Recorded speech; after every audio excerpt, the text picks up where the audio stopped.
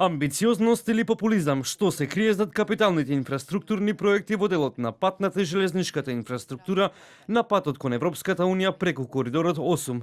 Министерот за транспорт и врски Благоја Бочварски во интервју на емисијата Трилинг на телевизија 24 изјави дека во фокусот на македонско-бугарските односи треба да бидат прашањата кои се од стратешки интерес.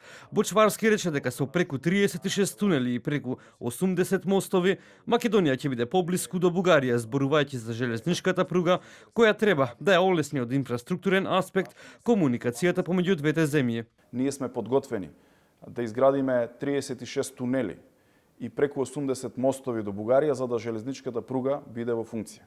Тоа е навистина обемен проект со преку 600 милиони евра инвестиција и нема некој кој што ќе застане на патот за да каже дека тоа не е потребно. Јас сум убеден дека е потребно и тоа е темата на која што дискутираме. Верувам дека никој во нашата земја не е против тоа да направиме поврзување на граѓаните. Бугарскиот министер за транспорт Николај Сабев во телефонска изјава за телевизија 24 по однос на прашањето за коридорот 8 вели дека постоеле сериозни разговори со македонска страна, но и дека дополнително информации ќе соопшти во вторник кога е и планирана средбата на ресорните министри на Македонија и Бугарија. Ние имахме много сериозни преговори в Скопие и тези преговори ще продължат на 25 във вторник, след няколко дена в София. Аз бих искал тогава да излезем защото имаме подготовка на много неща, които искаме да съобщим.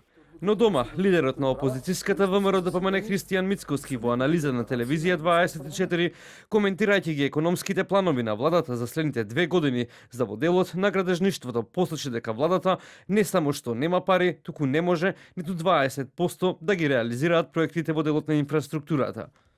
Еве да речеме да ги имаме парите. Кога ќе седнете проект по проект, да специфицирате колку работници ви требаат. Негде околу 25-30 илјади градежни работници за сето ова да го реализират. Збориме само државата е сега инвеститор. Значи, општините ништо нема да работат, приватни инвеститори ништо нема да работат, овие високоградба што прават згради и така натам. Сите можни работници од Македонија ќе отидат во овие брилијантни проекти што 5 години не мрдна, сега еве најнош решаваат готово. Динамиката ја правим. Они немаат ни 20% градежни работници од тоа што им треба.